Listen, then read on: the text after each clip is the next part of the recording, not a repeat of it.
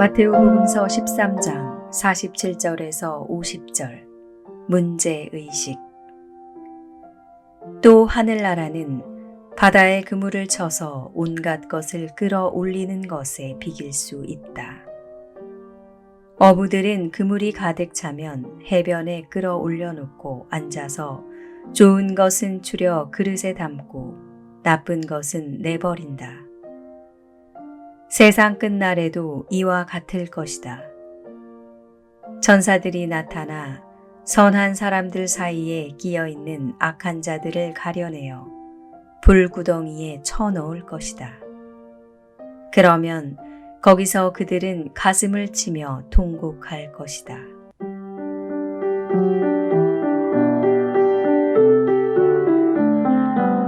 복음에서는 종종 악한 자들이란 말이 나옵니다.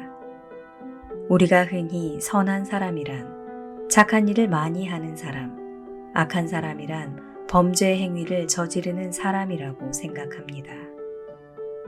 매스컴에 나오는 큰 범죄를 저지른 사람을 악한 사람 혹은 범죄자라고 말합니다. 그러나 엄격히 말하자면 그런 범죄를 저지른 사람들은 악한 사람이라기보다는 미성숙한 사람, 즉 덜 된 사람, 혹은 반사회적 성격 장애자라고 말합니다. 영성심리학에서는 악한 사람을 어떻게 규정하는가? 자신에게 아무 문제가 없다고 생각하는 사람이라고 규정합니다.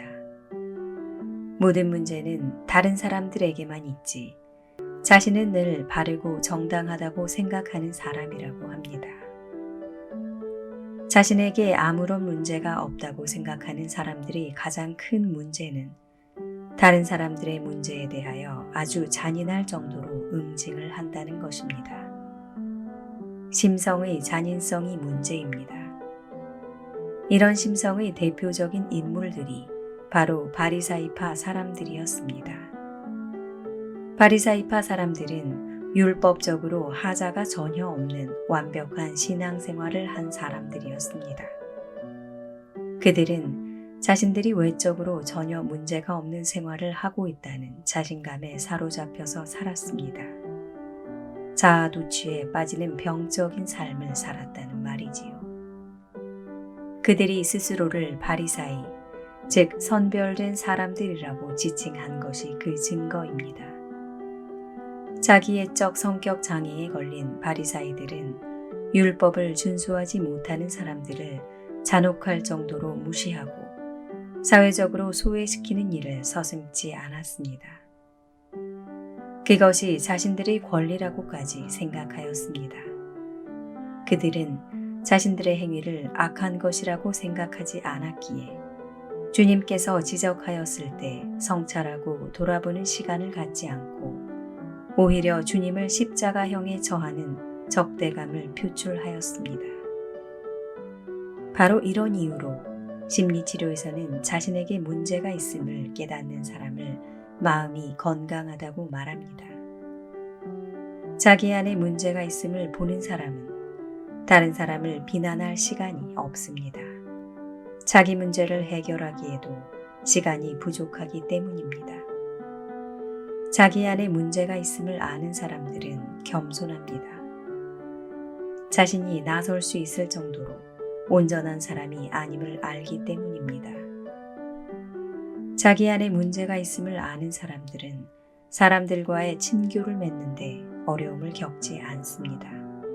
서로가 문제가 있음을 알기 때문입니다. 이처럼 자신 안에 어떤 문제가 있는지를 보는 것은 참으로 중요합니다. 가톨릭 교회에서 양심 성찰이란 것을 강조하는 이유입니다. 베드로는 복음에서 자신이 잘못한 일들에 대하여 고백을 합니다. 보통 사람들은 자신의 잘못은 덮어버리고 자신을 미화하고 싶어 합니다. 이런 성향과는 반대로 베드로는 자신이 잘못한 것을 솔직하게 드러내고 있습니다. 베드로의 이런 모습은 상담가들이 내담자들에게 자신을 드러내는 것과 유사한 모습을 보입니다. 내담자들로 하여금 자기도 힘든 상황에서 벗어날 수 있음을 상담자를 통하여 확인하도록 상담자가 자신의 실패담을 알려주는 것이지요. 물론 차이는 있습니다. 상담자는 내담자를 격려하기 위하여 자기 공개를 하는 것인 반면 베드로 사도는 하느님의 사랑과 너그러우심을 자신을 통하여 입증하기 위한 신앙 간증을 한 것이 다른 점입니다. 그렇다면 처음부터 베드로 사도는 믿음이 깊은 사람이었는가? 절대로 그렇지 않습니다. 베드로 사도는 애송이 젊은 청년인 스승을 은근히 무시한 사람입니다. 주님께서 순환에 대한 예고를 하시자 그러지 말라고 만류한 것은 스승을 위한 마음이 아니라 혈기 넘치는 스승을 은근히 무시하는 마음으로 자기 인생 경험이 많다는 것을 은근히 드러내고자 하는 의도로 만류한 것입니다. 주님께서는 베드로 사도의 이런 자기 우월감을 그냥 두어서는 안 된다 싶으셨는지 베드로 사도뿐만 아니라 제자들도 경악할 정도의 반응을 보이십니다. 베드로 사도를 사탄의 자식이라고 호되게 질책을 하신 것입니다. 그러나 야단을 맞은 베드로 사도는 여전히 주님을 따라다니면서도 마음속으로는 주님을 은근히 무시하는 마음이 있었습니다. 겟세마니 동산에 기도하실 때 아래에서 잠을 잔다든가 주님을 잡으러 온 사람의 귀를 칼로 베어버린다든가 하는 등의 오버 액션들이 그런 성향을 보여줍니다.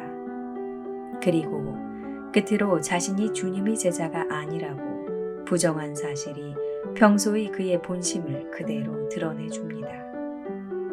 그런 그가 부활하신 주님을 배웁고 난 후에 진정한 회심을 보입니다. 그가 진정한 회심을 보인 것을 어찌 아는가? 자신의 영광이 아닌 하느님의 영광을 드러내기 위해서 자신의 잘못을 공공 대중 앞에서 고백을 한 것으로 알 수 있습니다. 베드로 사도의 자기 문제 인식은 그가 가진 영성적인 면 중 가장 뛰어난 것이었기에 주님께서는 그를 반석이라고 부르시고 수제자로 선택하셨습니다.